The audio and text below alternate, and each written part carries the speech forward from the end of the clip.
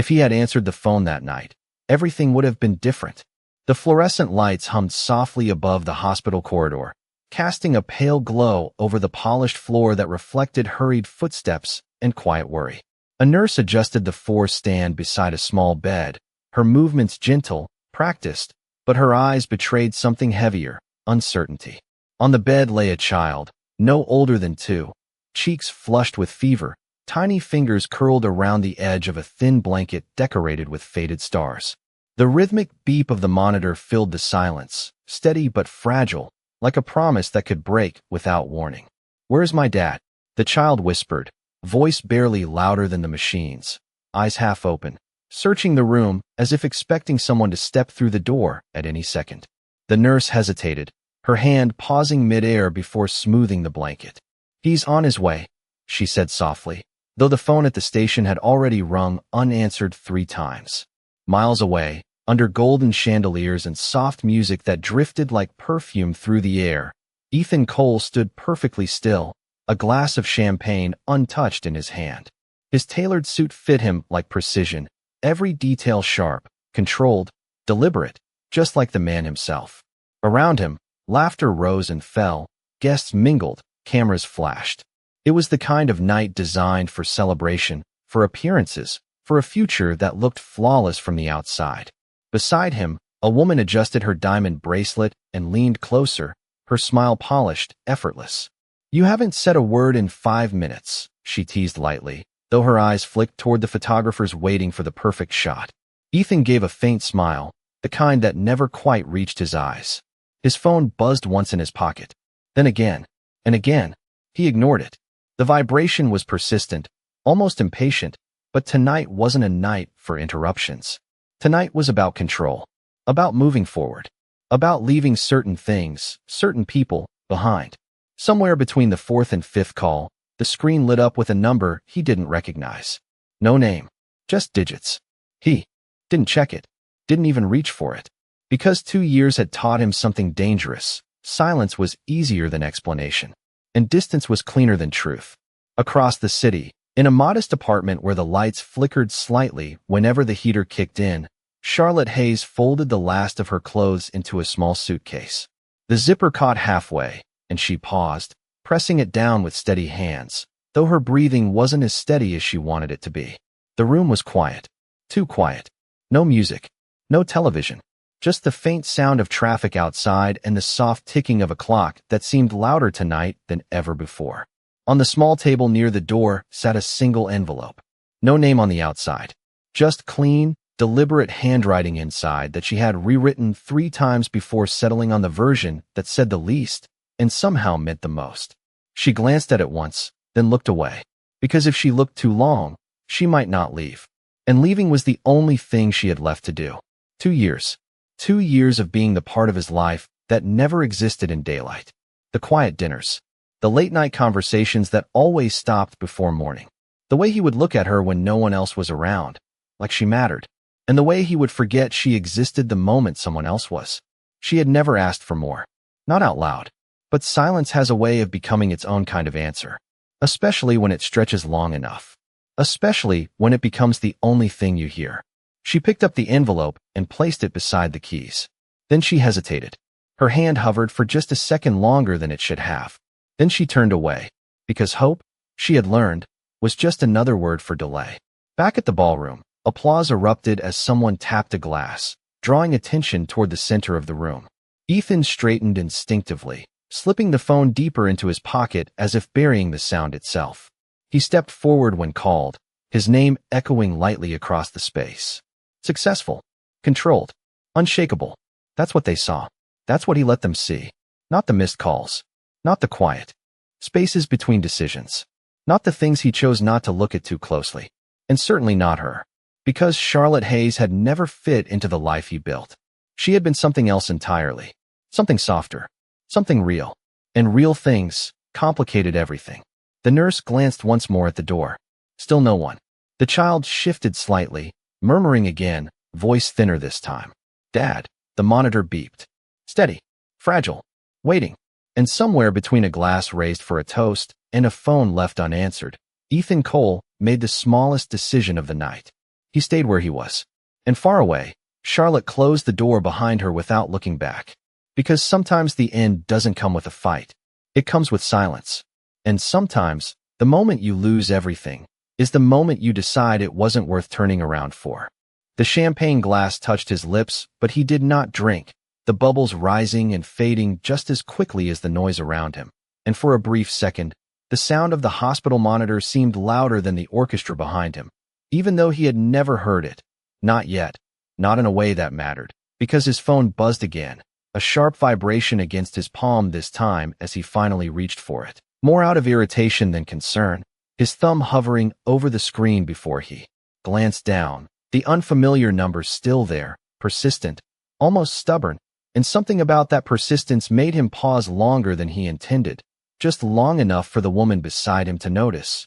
"You are popular tonight," she said with a light laugh, though her fingers tightened slightly around his arm, grounding him back into the room, back into expectations, back into the version of himself that never hesitated. Ethan gave a quiet exhale and silenced the call, slipping the phone face down onto the tray of a passing server, as if that small action could quiet whatever was trying to reach him. Because for 2 years he had trained himself not to respond to anything that felt uncertain, and Charlotte had always been exactly that, uncertain in the way she made him feel, in the way she made silence uncomfortable instead of easy, in the way she looked at him as if she could see past everything he had built to protect himself, and he had chosen, again and again, not to look back at her the same way, not fully, not honestly, because that would have required something he had not been ready to give, or perhaps had never learned how to give at all. The applause faded and conversations resumed, but something inside him shifted slightly, just enough to create a gap between what was happening around him and what he could feel. And in that gap, without warning, a memory surfaced, Charlotte standing barefoot in the kitchen of his penthouse, sunlight cutting across the marble floor as she laughed quietly at something he had said, her hair catching the light, her presence softening the sharp edges of a place designed for perfection rather than warmth. She had never belonged there, not in the way his world expected people to belong, but somehow she had made it feel less empty, and that had been the problem. Because emptiness was predictable, emptiness was controlled, and she had disrupted that with something he had not known how to name. So he had reduced it to something simpler, something safer, something he could manage without changing himself. He had called it convenient, and the moment he had said that word, even casually, even without looking at her, something had changed. He remembered the silence that followed, heavier than any argument could have been, but he had not asked what she was thinking, had not turned to see the way her expression shifted, because asking would have meant acknowledging that she deserved more than silence. And that was a responsibility he had not taken, not then, not when it mattered.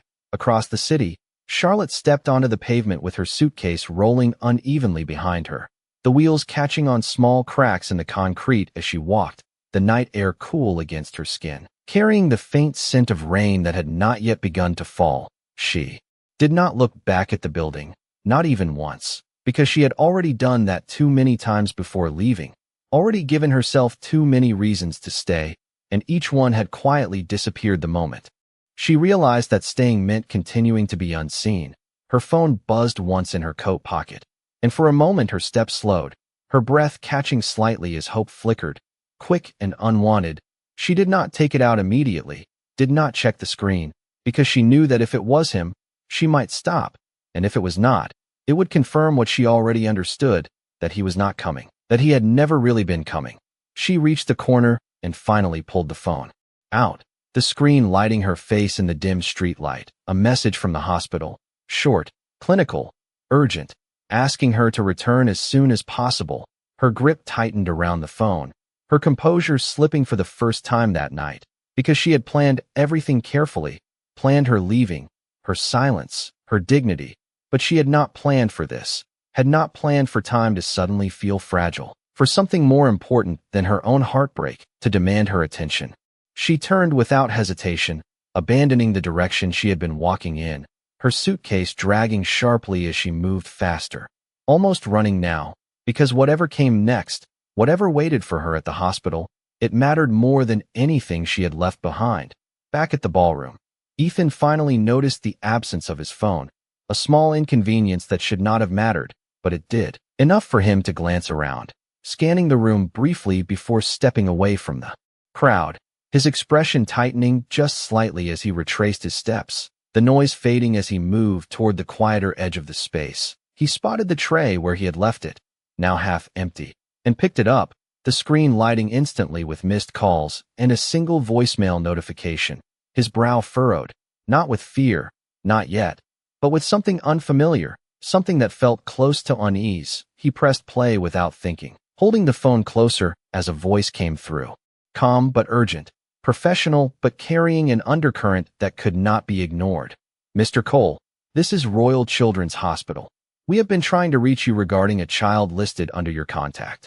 Details, please call us back immediately. The message ended, but the silence that followed was louder than anything he had heard all night.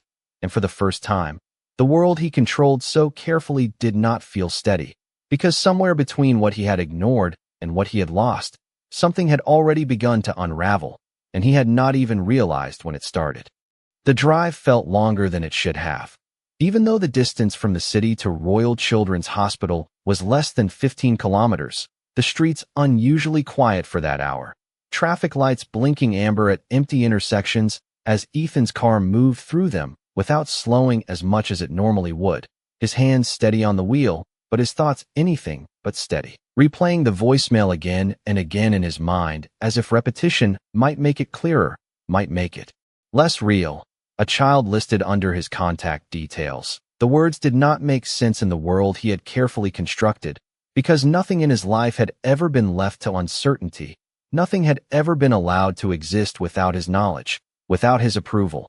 And yet this was something entirely outside of that control, something that had been there, waiting, while he had chosen not to look, not to ask, not to see. The city lights reflected briefly across the windscreen before fading into the sterile glow of the hospital entrance, bright and clinical, unforgiving in its clarity.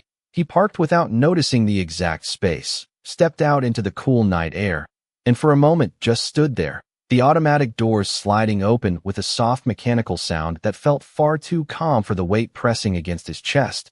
Inside, the smell of disinfectant was immediate, sharp and clean, the kind of scent that erased everything human and replaced it with procedure, with order, with things that could be measured and managed. But what waited for him could not be reduced to numbers or reports. He approached the reception desk, his voice lower than usual, controlled but edged with something unfamiliar. "I received a call," he said, giving his name. The receptionist's expression shifting instantly. Recognition followed by a quick movement of her hands as she picked up the phone, speaking quietly, efficiently, before nodding toward the corridor. "A nurse will meet you," she said, and he followed the direction she indicated, each step echoing slightly against the polished floor, each second stretching longer than it should. And then he saw her, not at first clearly, just a figure at the far end of the corridor, standing still under the pale light, her silhouette unmistakable even before he could make out her face. Charlotte.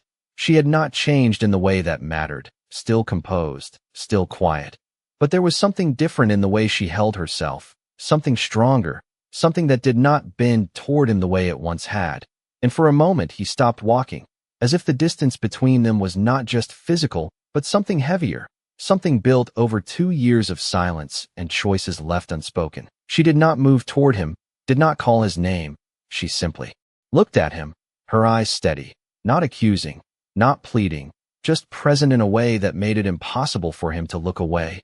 "You came," she said, her voice calm, almost neutral, and it was that calmness that unsettled him more than anger ever could have, because anger meant something still remained between them. But this felt like something else entirely, something that existed without expectation, without hope. "What is going on?" he asked, the question coming out more direct than he intended.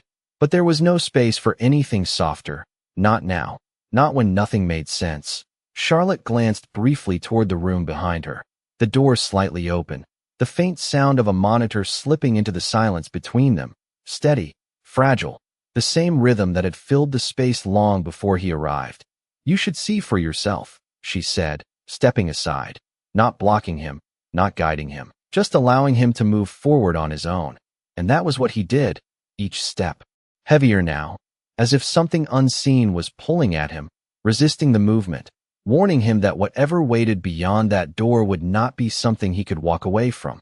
The room was small, softly lit. The machines quiet but constant. And there, on the bed, was the child, smaller than he expected, more fragile than anything he had ever allowed himself to consider. The rise and fall of a tiny chest, the gentle curve of a hand resting near a worn blanket. Details so simple and yet impossible to ignore, and for a moment he just stood there, unable to connect what he was seeing with anything he understood, because this was not part of his world, not part of the life he had built, and yet it was. There, undeniable, real, waiting, the nurse stepped forward quietly, her voice low but clear. "We have been trying to reach you," she said, and he nodded automatically, though the gesture felt empty, meaningless compared to what she was saying next. "The child's name is Oliver Hayes," she continued, glancing briefly toward Charlotte before returning her attention to him. "You are listed as the father." The word hung in the air, heavier than anything that had come before it, and something shifted inside him, not sudden, not explosive, but deep, like a crack forming beneath the surface of something that had always seemed unbreakable. Father. It did not fit, did not align with anything he had believed about himself, about his life. And yet there it was, attached to him in a way that could not be dismissed, could not be ignored. His gaze returned to the child, to Oliver, the name settling slowly, unevenly, as if it did not yet know where it belonged. And in that moment, memories began to surface, small things he had overlooked, moments he had dismissed, Charlotte's quiet absences, the way she had seemed tired more often, the way she had held herself differently near the end, details that had not mattered then, or that he had chosen not to let matter, because acknowledging them would have required questions, and questions would have required answers he was not prepared to face. Behind him, Charlotte remained by the door, not stepping closer, not interrupting, giving him the space to see what she had already lived with for months, perhaps longer, and the distance between them now felt different, no longer defined by secrecy, but by truth, a truth that had existed whether he chose to see it or not. And as he stood there, looking at the child who carried his name, his silence from before returned, but this time it was not easy, not controlled. It was heavy, filled with everything he had not said, everything he had not asked, everything he had not chosen. And for the first time, he realized that some things did not wait to be acknowledged. They simply existed, quietly, until the moment you could no longer pretend they did not. The room felt smaller the longer he stood there, as if the quiet presence of the child had reshaped the space itself, pulling everything inward, demanding attention in a way that no boardroom, no negotiation, no carefully structured deal ever had. And Ethan found himself unable to move for several seconds, his gaze fixed on the small rise and fall of Oliver's chest, each breath steady but fragile, each second stretching into something heavier than time, because this was not something he could measure or control, not something he could delegate or delay. It simply existed, undeniable and immediate. And for the first time in years, he did not know what to do next. The nurse adjusted a monitor softly and stepped back, giving him space, the kind of space that was not empty, but filled with expectation. "He has been asking for you," she said quietly, her tone gentle but firm enough to land. And Ethan's jaw tightened slightly, not in resistance, but in the unfamiliar weight of responsibility settling where there had once been nothing, asking for him. The words repeated in his mind, echoing against everything he had believed about distance and separation, because you cannot be asked for by someone who does not know you.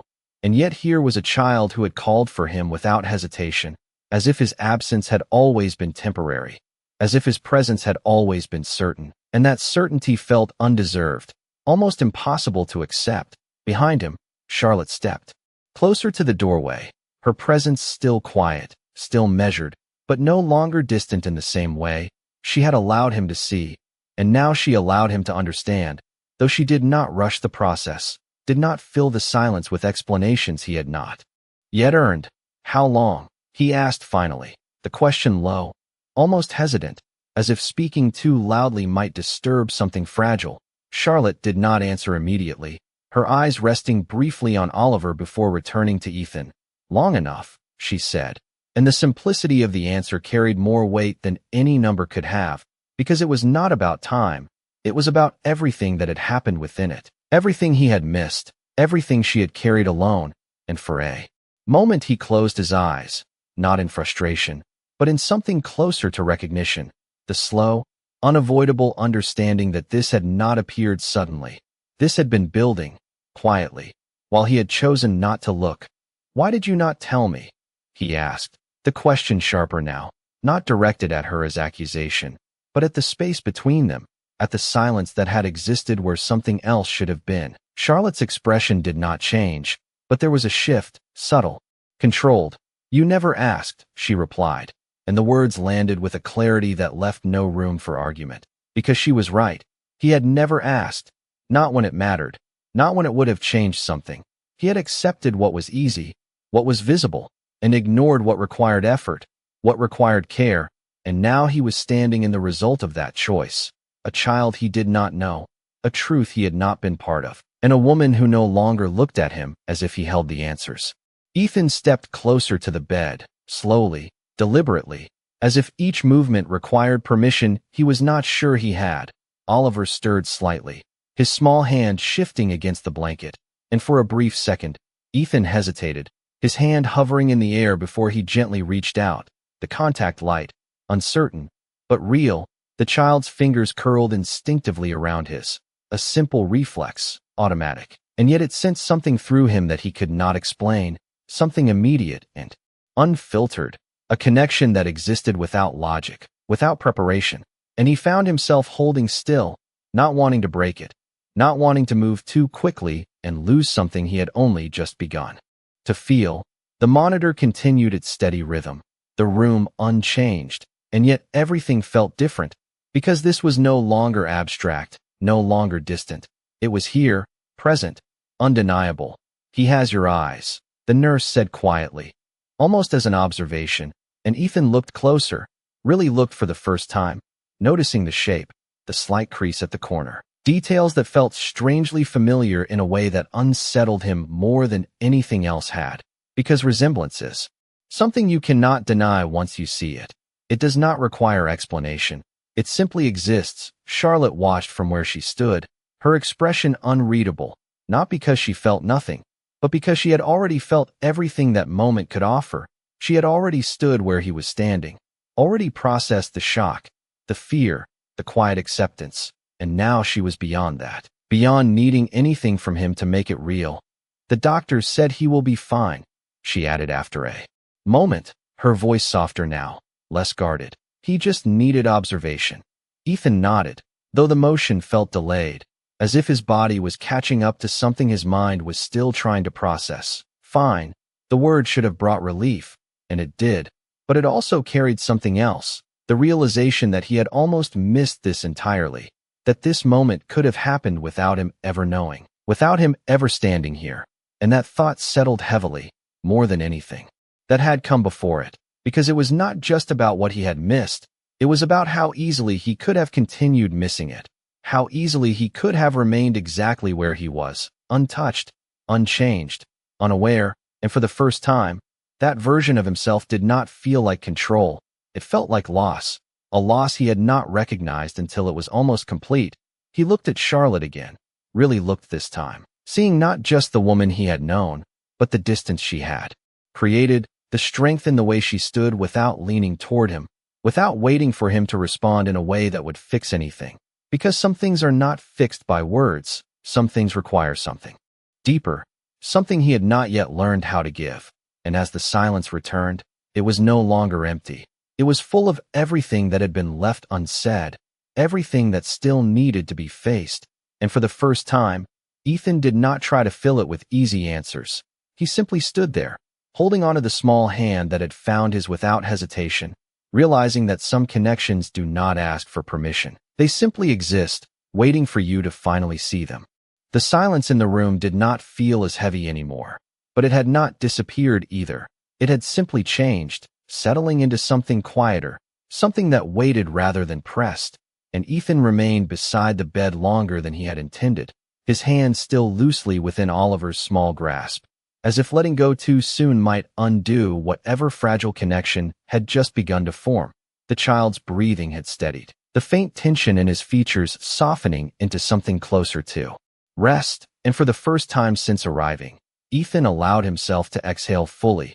Though the relief that followed was not simple, it carried weight, awareness, consequence. Because this moment was not isolated, it was tied to everything that had led to it, every decision, every silence, every time he had chosen distance over presence, and now those choices stood quietly around him, not accusing, but undeniable. Charlotte moved closer, not to interrupt, but to stand within the same space. Without the distance that had defined them before, she watched Oliver for a moment before speaking, her voice calm, steady. "He likes it when someone holds his hand," she said, not as instruction, but as something learned through repetition, through nights like this, through moments Ethan had not been there to see.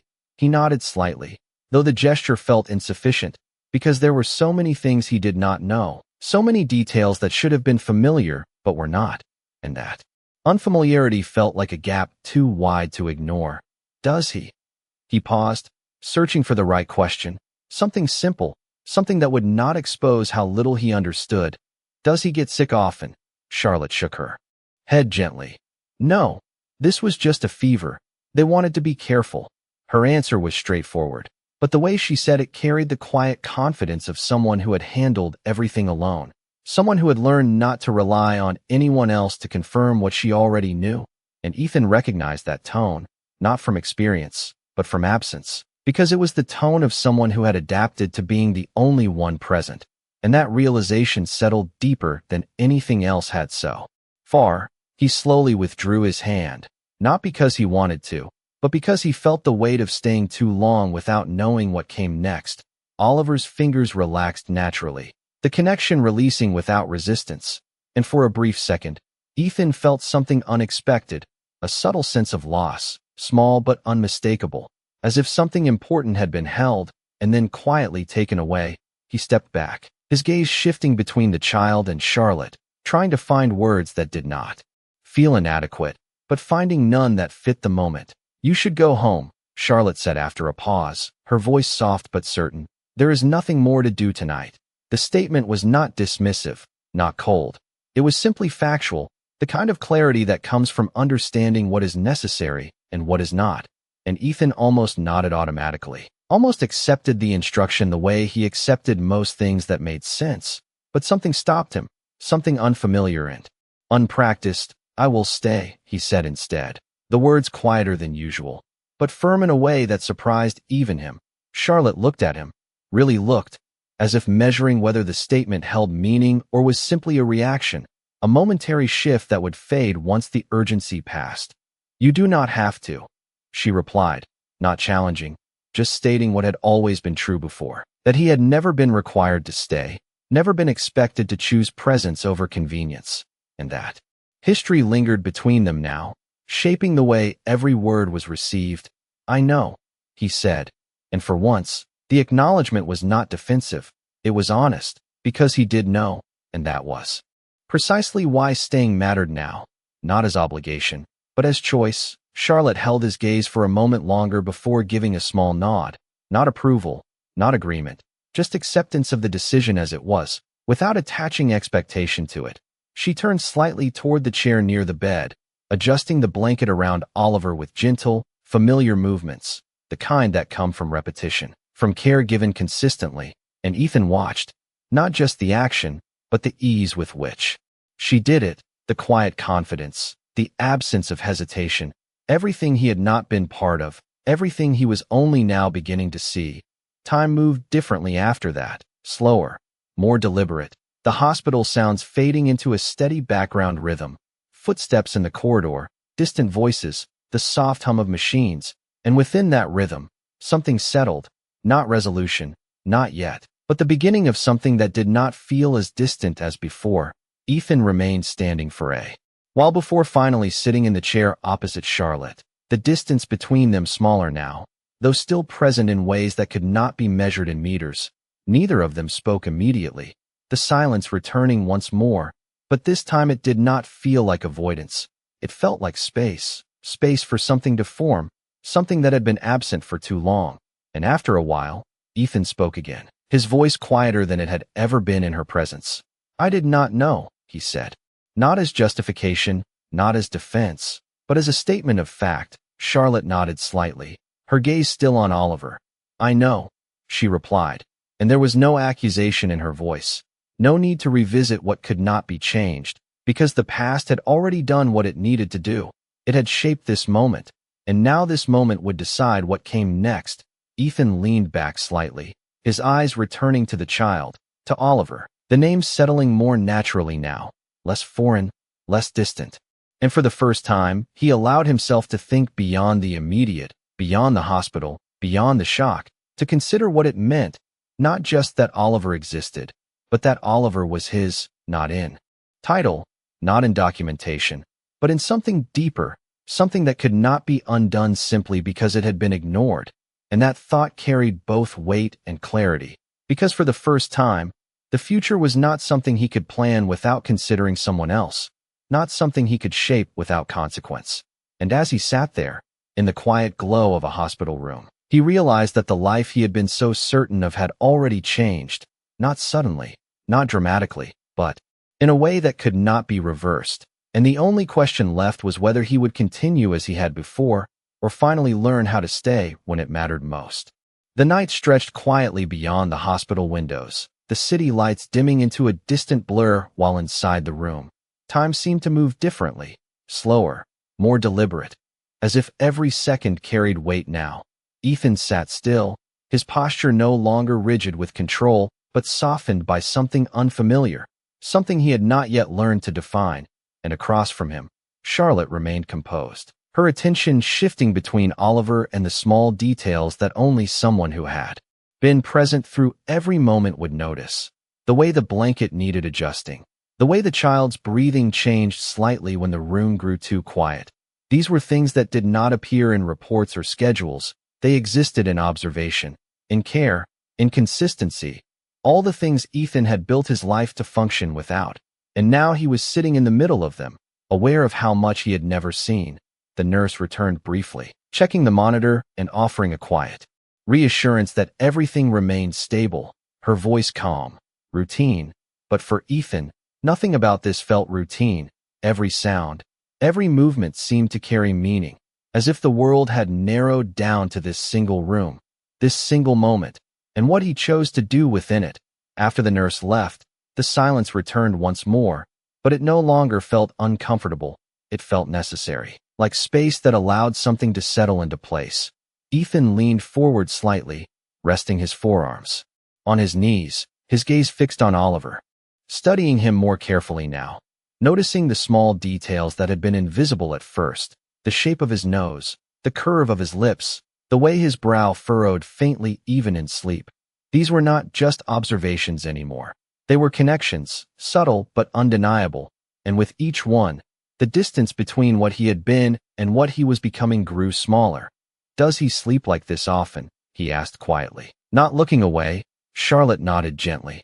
"Only when he feels safe," she replied, her voice carrying something softer now, something less guarded. And the answer lingered, because safety is not something that appears on its own. It is created, maintained, repeated, and Ethan understood, without needing it explained, that Oliver's sense of safety had never included him, not until this moment. And even now, it was fragile, untested, something that could not be assumed.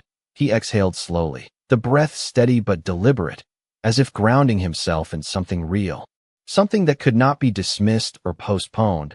"What did you tell him about me?" he asked after a pause, the question careful, measured, because the answer mattered more than he wanted to admit. Charlotte considered for a moment before responding, her gaze still on Oliver. "I told him that his father is someone who works a lot," she said simply, and Ethan almost nodded, because that was true. It was the explanation he had given everyone, including himself. But Charlotte continued, her voice just as calm. "And that one day, if he wanted to, he would come and find us." The words settled between them, quiet but firm, and Ethan felt something shift again, not sharply, not painfully, but deeply, Because that statement carried something he had not expected, not resentment, not bitterness, but possibility, a space that had been left open, not for his convenience, but for Oliver's understanding. And for the first time, he realized that Charlotte had not closed the door completely.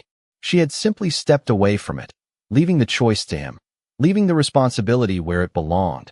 With him, he leaned back slightly, processing that, the weight of it settling in ways he could not ignore, because it was no longer about what he had not known. It was about what he would choose now that he did. Charlotte shifted in her seat, her posture relaxing just slightly, the tension that had defined their earlier interaction easing into something more neutral, more balanced. And for the first time since he had arrived, they did not feel like two people standing on opposite sides of something broken. They felt like two people in the same room, facing something real, something that required more than silence to resolve. Time passed in quiet increments, the soft rhythm of the monitor, the distant sounds of the hospital continuing around them. And within that steady background, Ethan found himself thinking differently, not about work, not about obligations, but about presence, about what it meant to be somewhere not because it was required, but because it mattered. And that distinction felt unfamiliar, but not unwelcome. He stood slowly after a while, not because he needed to leave, but because sitting still had begun to feel like waiting, and he was no longer sure what he was waiting for.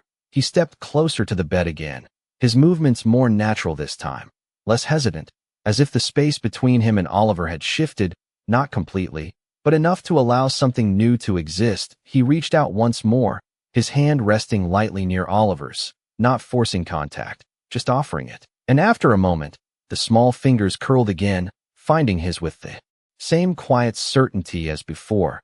And this time, Ethan did not hesitate.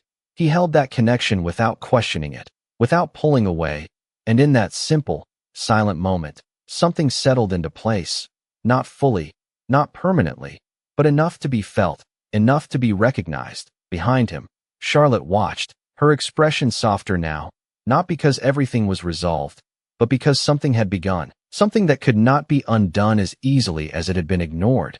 And as the night continued, the hospital room remained unchanged, the lights steady, the sounds consistent, but within that stillness, a shift had taken place, quiet and unspoken, the kind that does not announce itself, but once it happens, changes everything that follows.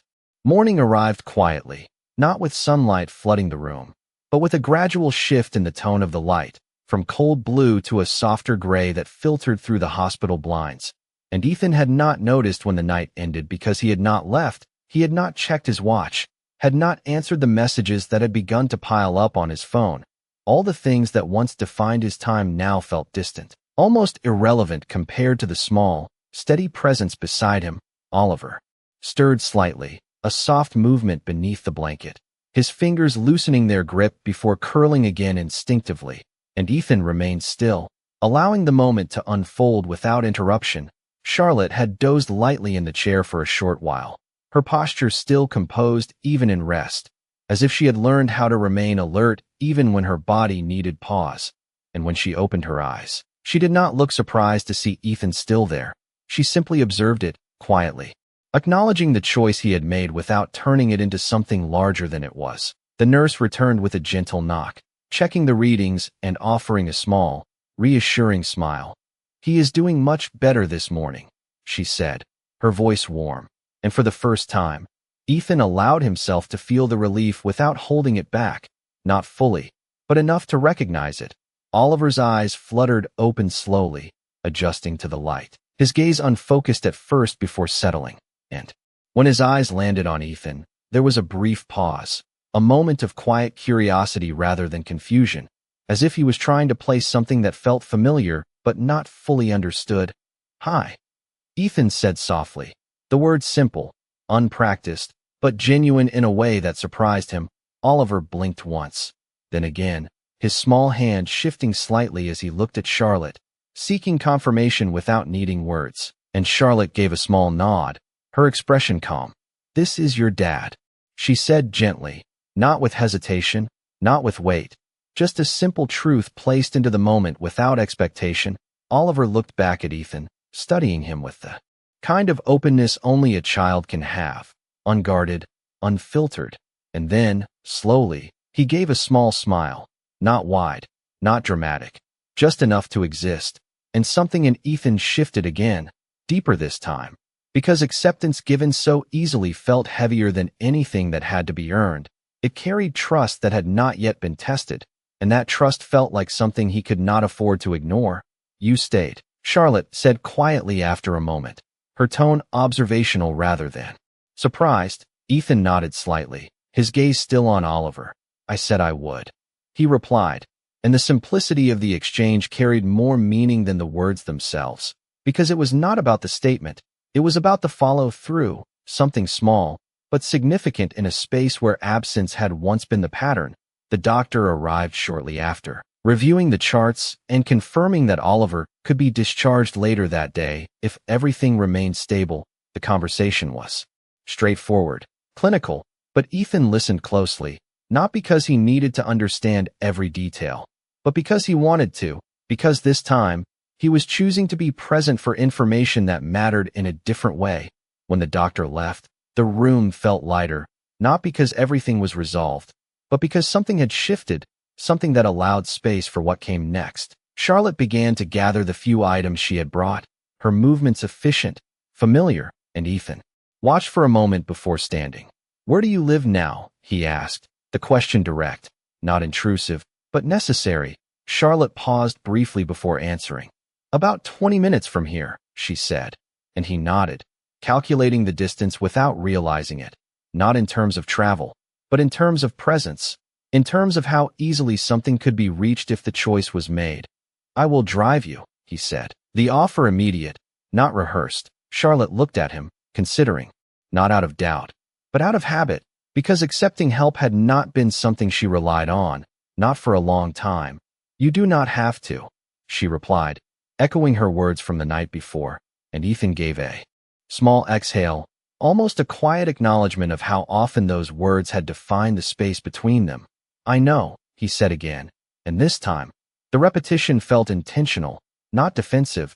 Charlotte held his gaze for a moment longer before nodding once, a quiet agreement that did not carry expectation, only acceptance of what was being offered now.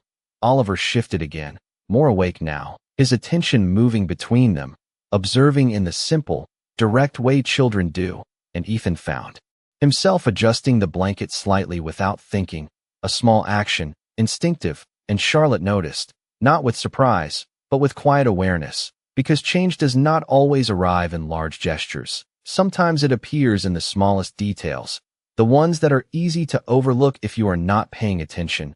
Time moved forward gently after that, preparations made, paperwork completed, the steady rhythm of the hospital continuing around them.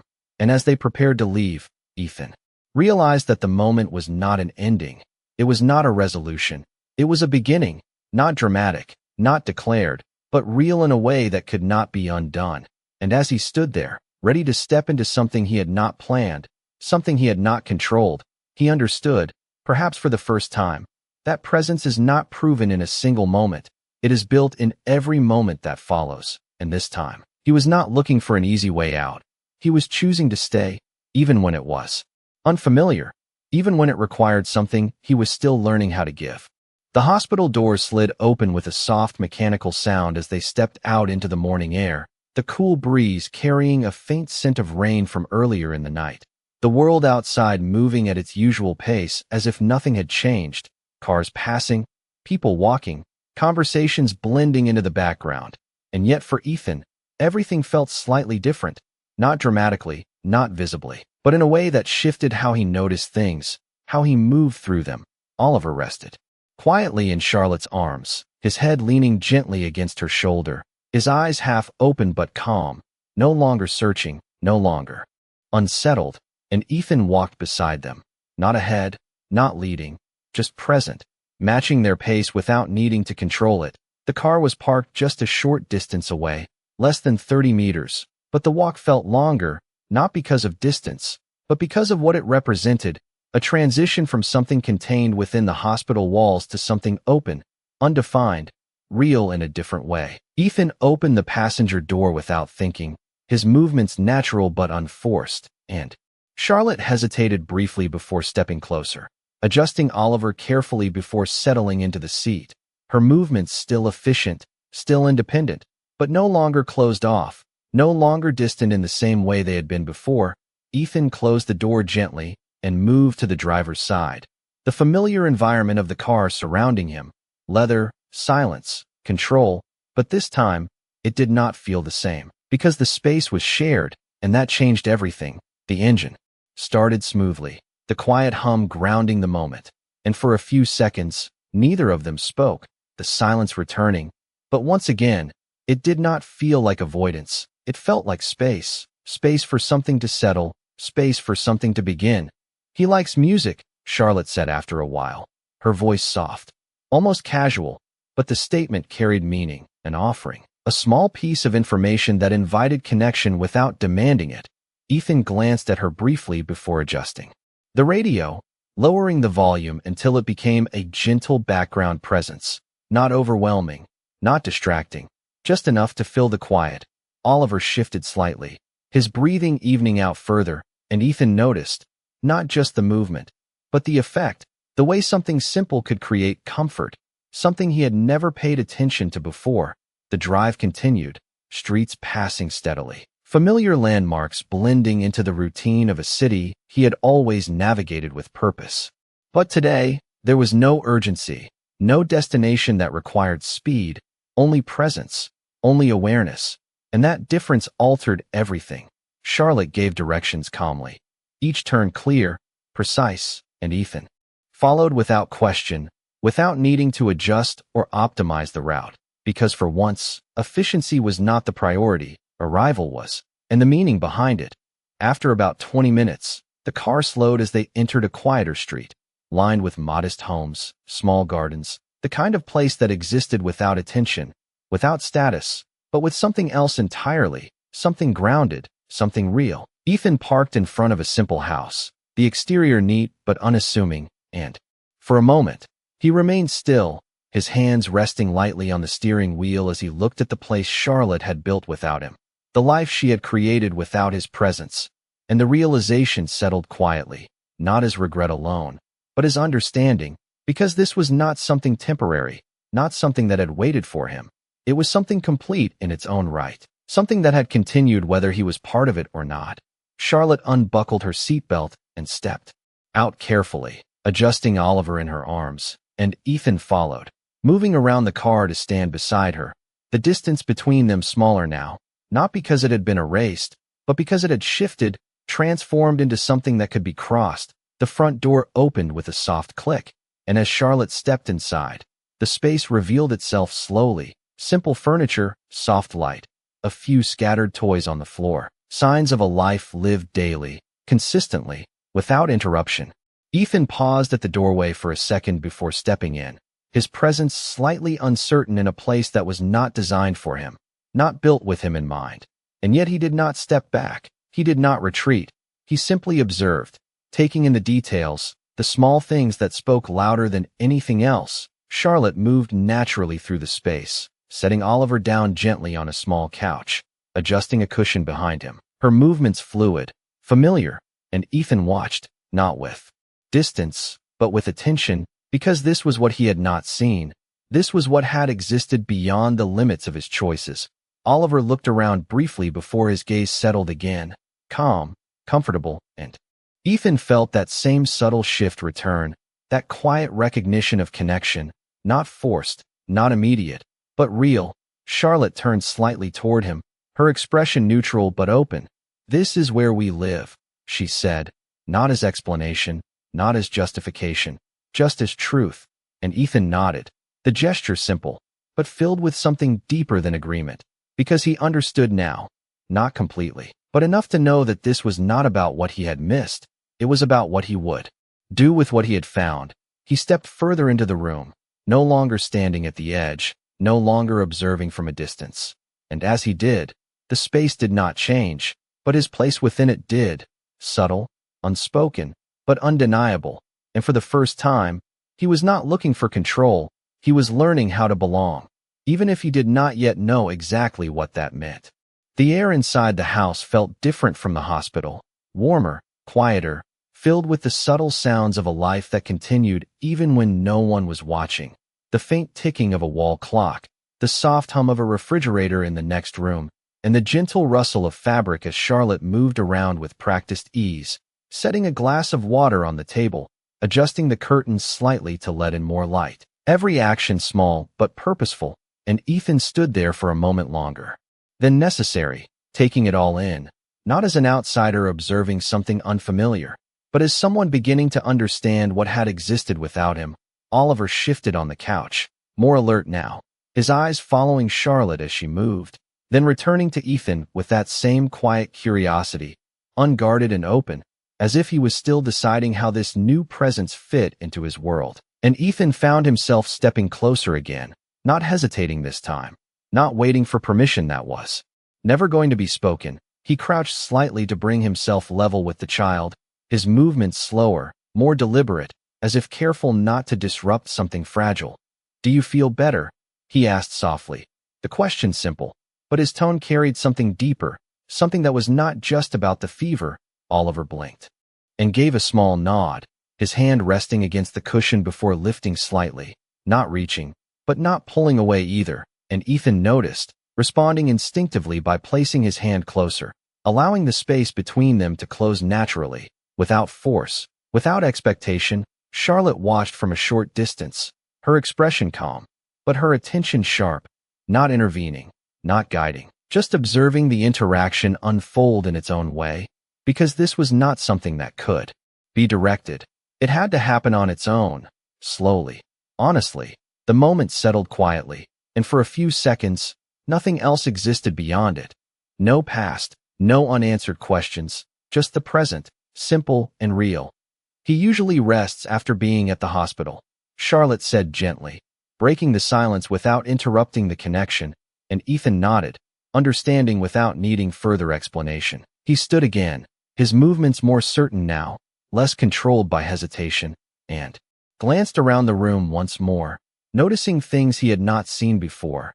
A small bookshelf with worn edges, a framed photo on the wall of Charlotte holding Oliver when he was younger, both of them smiling in a way that felt unfiltered, unposed, real, and something in that image stayed with him longer than he expected, because it showed a life that had been complete without him, not lacking, not waiting, simply existing. And that realization carried a quiet weight, not as guilt alone, but as clarity. Charlotte moved toward the kitchen briefly, returning with a small blanket that she placed over Oliver, her touch light, familiar, and Ethan watched again, noticing how natural it was, how consistent, the kind of care that comes from being present every day, not just in moments that demand attention, but in the ordinary spaces in between. And he understood, perhaps more clearly now, that presence was not proven in grand gestures. It was built in these small, repeated actions, the ones that go unnoticed unless they are missing. "You can sit," Charlotte said, gesturing toward a chair nearby, her tone neutral, not inviting, not distant, simply acknowledging that he was there, and Ethan did not hesitate this time. He sat, the movement simple, but meaningful, because he was no longer standing at the edge of the space. He was part of it, even if only slightly, even if only for now. The quiet continued, but it no longer felt like something that needed to be filled. It felt like something that allowed everything else to exist more clearly. After a while, Ethan spoke again, his voice steady, but carrying a weight that had not been there before.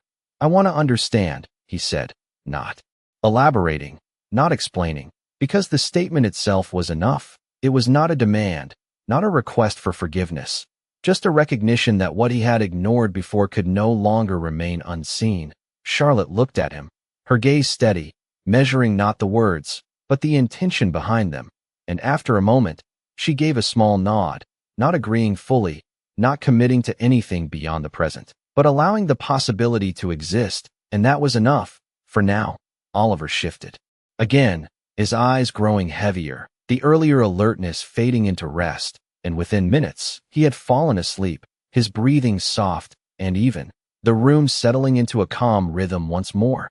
Ethan watched him quietly, the stillness no longer uncomfortable, but grounding, because for the first time in a long time, he was not thinking about what came next in terms of strategy or control. He was simply present, aware of the moment as it was. And that awareness felt unfamiliar, but right in a way he had not expected. Charlotte sat across from him, her posture relaxed but attentive. And for a while, neither of them spoke, because there was nothing that needed to be said immediately, nothing that could be resolved in a single conversation. But something had shifted, something that allowed space for what might come next. And as Ethan sat there, in a place that had never been his before, he understood that the distance between them had not disappeared, but it had changed. It had become something that could be crossed, slowly, carefully, if the choice was made to keep moving forward. And for the first time, he was not looking for a way to avoid that path. He was beginning to see it clearly, and that made all the difference. The house settled into a quiet rhythm as the morning moved forward, the kind of stillness that did not feel empty, but lived in, shaped by routine rather than silence. And Ethan remained seated longer than he had planned, his posture relaxed but attentive, his gaze shifting occasionally toward Oliver, who slept peacefully on the couch, and then back to Charlotte, who moved through the space with quiet efficiency, preparing something simple in the kitchen, the sound of a kettle filling with water, the soft click of a cupboard door, small details that carried a sense of continuity, of life moving forward regardless of who was present to witness it. And for Ethan, that continuity felt both grounding and unfamiliar, because his world had always moved in defined segments, meetings, decisions, outcomes. But here, time stretched differently, without urgency, without expectation. And that difference required something he was still learning to give: patience. Charlotte placed a cup of tea on the table near him, the gesture simple, unceremonious, but it held a quiet acknowledgement, not of what had been, but of what was. And Ethan nodded slightly, his hand wrapping around the warmth of the cup, grounding himself in something tangible, something real. "Thank you," he said, the words measured but sincere. Charlotte gave a small nod in return, not lingering on the exchange, because gratitude did not erase what had happened, but it allowed space for something else to exist: respect. They sat in silence for a while, the kind that did not demand conversation, the kind that allowed thoughts to settle into place without being rushed. And after a moment, Ethan spoke again, his voice steady but carrying a weight that had not been there before. "I should have known," he said, not as an excuse, not as a defense, but as a recognition of something deeper. Charlotte did not respond immediately, her gaze resting on the table for a brief moment before lifting to meet his. "You could have," she said calmly, her tone even, not accusatory, but honest in a way that left no room for misunderstanding. And Ethan accepted that without argument, because it was true. He could have known, if he had asked, if he had paid attention, if he had chosen to see beyond what was convenient. But he had not, and that absence had shaped everything that followed.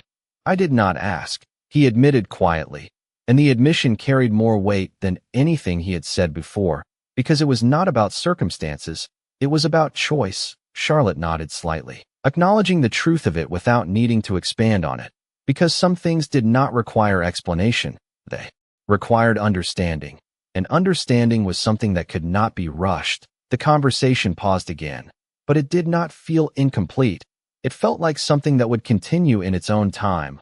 Oliver shifted softly on the couch, his small hand moving slightly before settling again, and Ethan's attention returned to him instinctively, not out of obligation, but out of something else, something that had begun to take shape without being forced. Charlotte noticed, her gaze softening, just slightly, not because everything was resolved, but because she could see the change, not in words, but in action, in attention, in presence. And those things mattered more than anything else. "He likes stories before he sleeps," she said after a moment, offering another small piece of Oliver's world, another way in. And Ethan nodded, absorbing the information, not as a detail to remember later, but as something that mattered now, something that could be part of what came next. "I will remember that," he said. And for once, the statement was not about intention. It was about commitment, quiet but real. Charlotte stood after a while, moving to adjust the curtains again, letting more light into the room, and Ethan watched as the space shifted slightly, the brightness changing the atmosphere, making everything feel more open, more visible.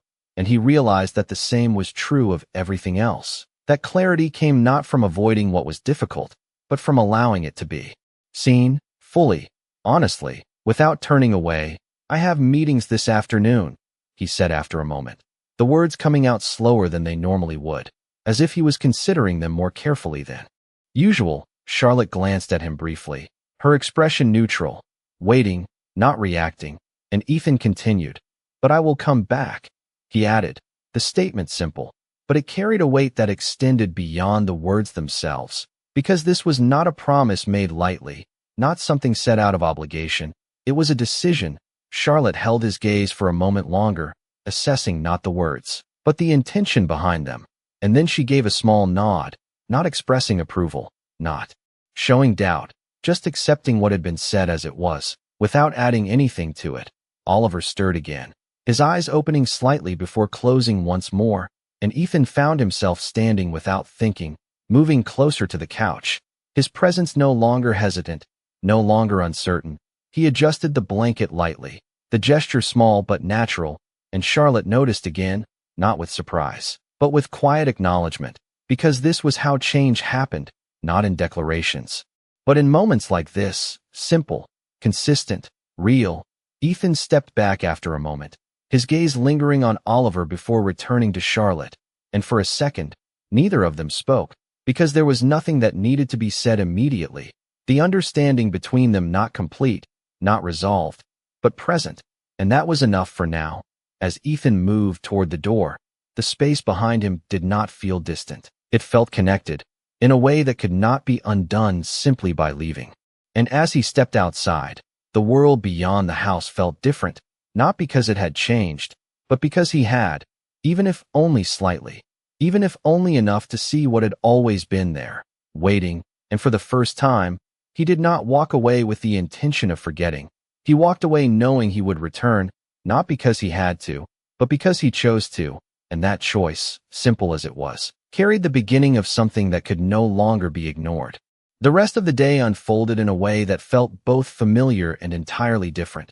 The city moving at its usual pace while Ethan stepped back into a world that had once defined him completely, the glass walls of his office, reflecting the skyline, the quiet efficiency of his team waiting just outside, meetings scheduled down to the minute, decisions lined up with expected outcomes, everything exactly as it had always been. And yet something had shifted, not in the structure of his work, but in the way he moved through it, the way his attention drifted, not unfocused, but redirected, as if part of him remained somewhere else, somewhere quieter, somewhere real. The first meeting began as expected, numbers, projections, strategies discussed with precision, his voice steady, his responses clear, but beneath that surface, there was a pause between thoughts, a moment of consideration that had not existed before, because for the first time, the decisions he made did not feel contained within the boundaries of his company. They extended beyond, into a space that required something different, something less predictable. His phone remained on the table, screen facing up, not ignored, not silenced, simply present, and every time it lit up, even briefly, his attention shifted instinctively, not out of habit, but out of awareness, because now, a call might mean something else entirely, something he could not afford to miss. The meeting ended with quiet agreement, his team dispersing efficiently, but one of his senior managers hesitated near the door.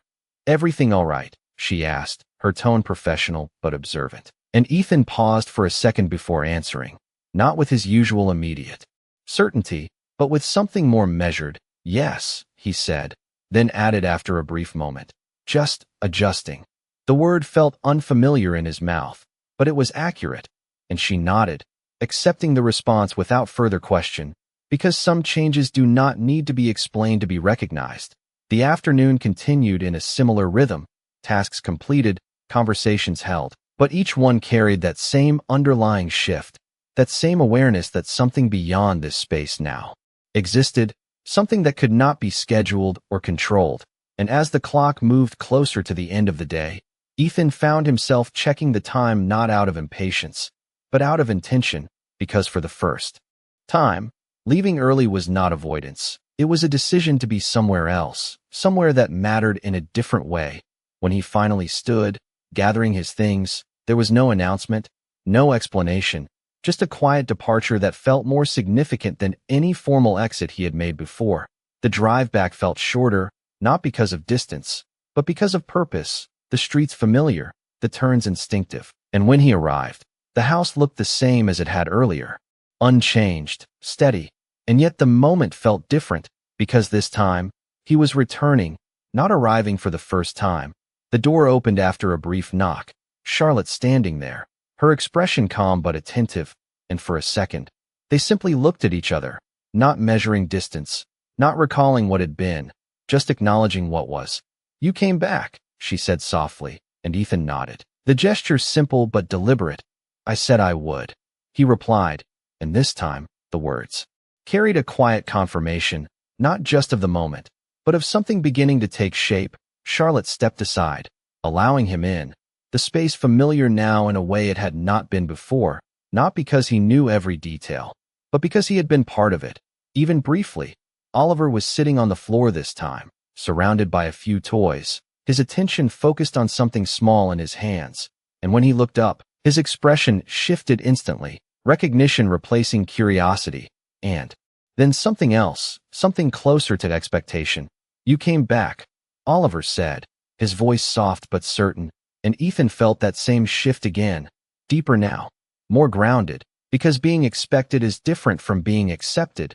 It carries responsibility, it carries trust, and he stepped closer without hesitation, lowering himself to sit beside the child, not over him, not directing the interaction, just joining it.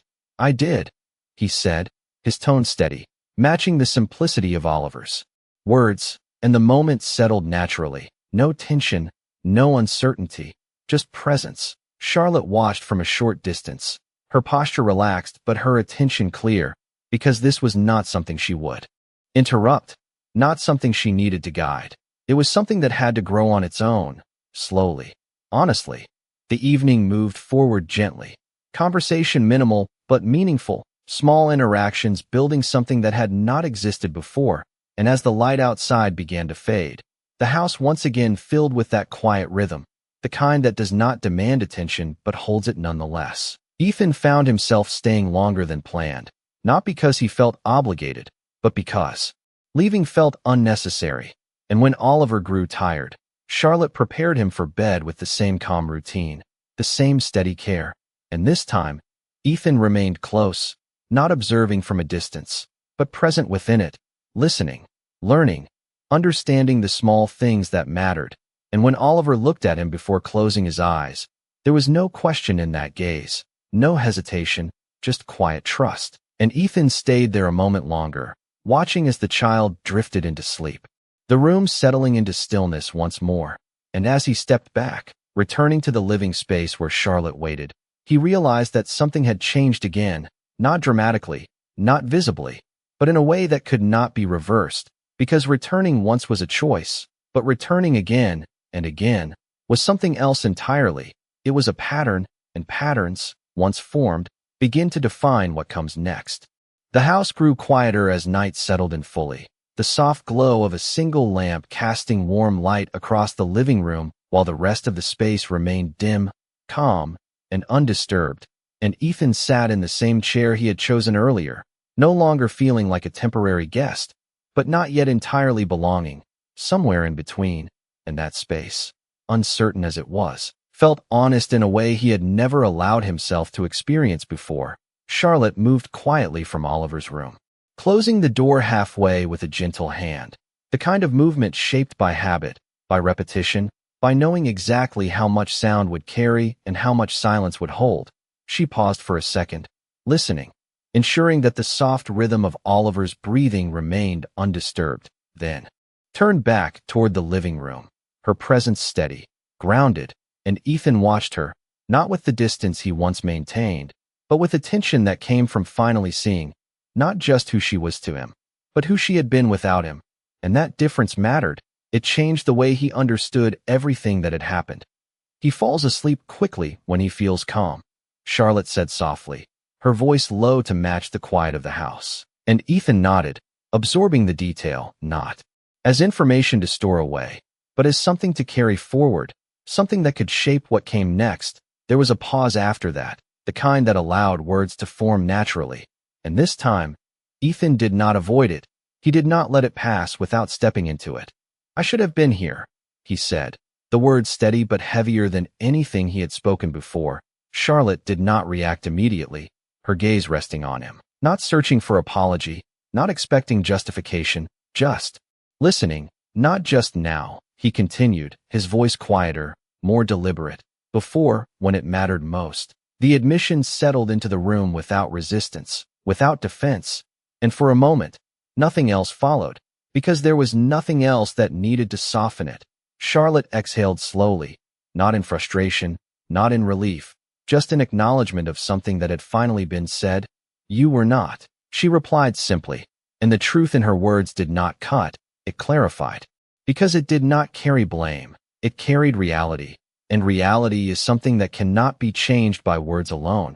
Ethan nodded slightly, accepting that, not trying to move past it too quickly, because for the first time, he understood that understanding required staying with the truth, not stepping around it.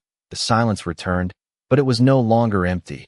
It held something that had not been there before, honesty, and that honesty allowed space for something else to exist. Not forgiveness, not yet, but possibility. Charlotte moved to sit across from him, her posture relaxed but attentive, and for the first time, the distance between them felt less like separation and more like space that could be crossed if both of them chose to. "I did not leave because I wanted you to find us," she said after a moment, her tone calm, clear. "I left because I needed to stop waiting." The words were simple, but they carried the weight of everything she had endured quietly, everything she had chosen to walk away from. And Ethan felt that weight settle, not as something he could fix, but as something he had to understand. "I know," he said, and this time, the words were not empty, they were grounded in what he had seen, what he had learned in just a short time. Charlotte studied him for a moment, not looking for certainty, not expecting immediate change, just recognizing that something had shifted, something that could not be undone as easily as it had been ignored. "He does not need perfect," she added softly, her gaze briefly shifting toward Oliver's room. "He needs someone who shows up." The statement lingered, simple, direct, and Ethan felt it settle more deeply than anything else, because it did not demand something impossible. It did not ask for what he could not give. It asked for what he could choose: presence, consistency. And that felt different from everything he had known before. It felt attainable, but only if he meant it, only if he followed through. He leaned back slightly, his gaze moving briefly around the room, taking in the small details once more, the life that had been built here without him, the quiet strength it represented, and then back to Charlotte. "I will not ask you to trust that immediately," he said, his voice steady, not rushed, "but I will show you." The words were simple, but they carried intention, not as a promise meant to reassure, but as a direction he had chosen for himself. Charlotte did not respond right away, her expression thoughtful, measured, and after a moment, she gave a small nod, not as agreement, not as acceptance, but as acknowledgement that the words had been heard, that the possibility existed, and that was enough for now. The night continued quietly after that. No dramatic shifts, no sudden resolutions, just the steady presence of two people beginning to understand something that had been left unresolved for too long. And as Ethan sat there, in a space that no longer felt entirely unfamiliar, he realized that what mattered now was not what he had missed, but what he would choose next, because the past had already shaped this moment, but the future would be shaped by something else entirely, something simpler, something harder, something real. The decision to stay, not once, not twice, but every time it mattered, and for the first time, that decision did not feel like something he might avoid. It felt like something he was ready to make. The night settled deeper into silence, the kind that did not feel empty but complete, as if everything that needed to be said had already found its place. And Ethan remained seated where he was, not because he did not know what to do next, but because for once, he was not rushing toward it. He was allowing the moment to exist fully, without trying to shape it into something immediate or resolved. Charlotte sat across from him, her posture relaxed but grounded, the distance between them still present but no longer defined by absence. It had become something quieter, something that could hold understanding instead of distance. And for a while, Neither of them spoke, because there was no urgency left in the room, no pressure to fix what had already been lived through. Only the steady awareness that something had begun, and that beginning did not need to be forced into conclusion. Ethan eventually stood, his movements calm, deliberate, and he paused for a moment near the doorway to Oliver's room, his hand resting lightly against the frame, not entering, not disturbing the quiet inside, just acknowledging it, because that space now meant something, not as a place he had missed, but as a place he intended to return to, again and again, not out of obligation, but by choice. He turned back toward Charlotte, his gaze steady, not searching for approval, not asking for anything that could not be given yet, just present. "I will come tomorrow," he said, the words simple, but carrying the same quiet weight they had before, and Charlotte looked at him, her expression thoughtful, not surprised, not fully convinced, but no longer closed, and, after a moment, she gave a small nod, not confirming belief, but allowing the possibility to remain. "We will be here," she replied softly, and the answer held something different this time, not expectation, not hope in the way it once had, but openness, a space that did not demand, but did not reject either. Ethan nodded once, a small acknowledgement, and then moved toward the door, stepping outside into the cool night air once more, the world beyond unchanged, the quiet street, the soft hum of distant traffic, the familiar rhythm of a city that had never paused, and yet everything felt different again, not because the world had shifted, but because his place within it had.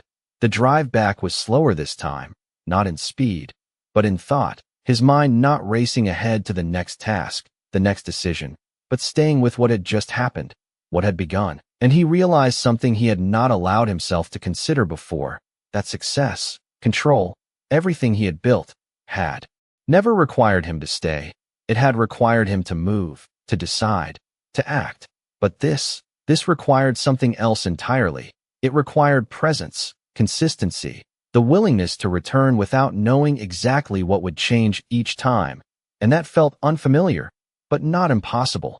When he arrived home, the space felt different, larger in a way that echoed, not empty, but lacking something he could now recognize. Not comfort, not warmth, but connection, something that could not be created by design, only by presence.